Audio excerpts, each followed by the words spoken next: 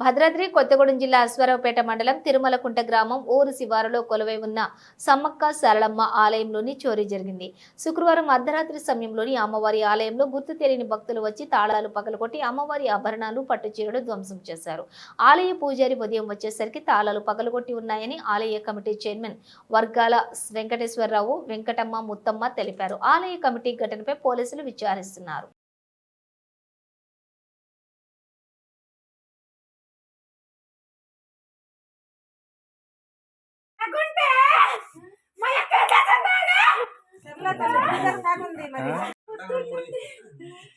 రాత్రి నుంచే బండి కానాల బండిచ్చు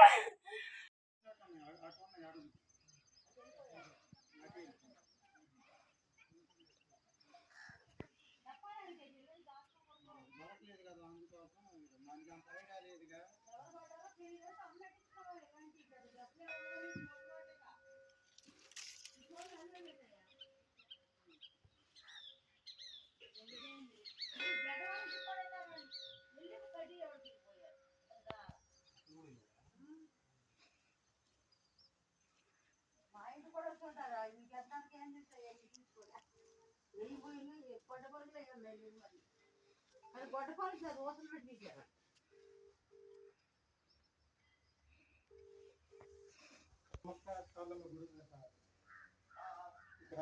రాత్రి దొంగ వచ్చి పగలగొట్టి అందులో బట్టలు ఎన్ని పట్టుకెళ్ళారు. దొంగలు తాళాలు పగలగొట్టి గుళ్ళు పట్టు వస్త్రాలు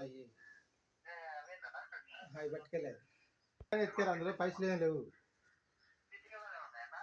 సీసీ కెమెరాలు ఊళ్ళో ఉన్నాయి కానీ ఇటు బయట లేవు.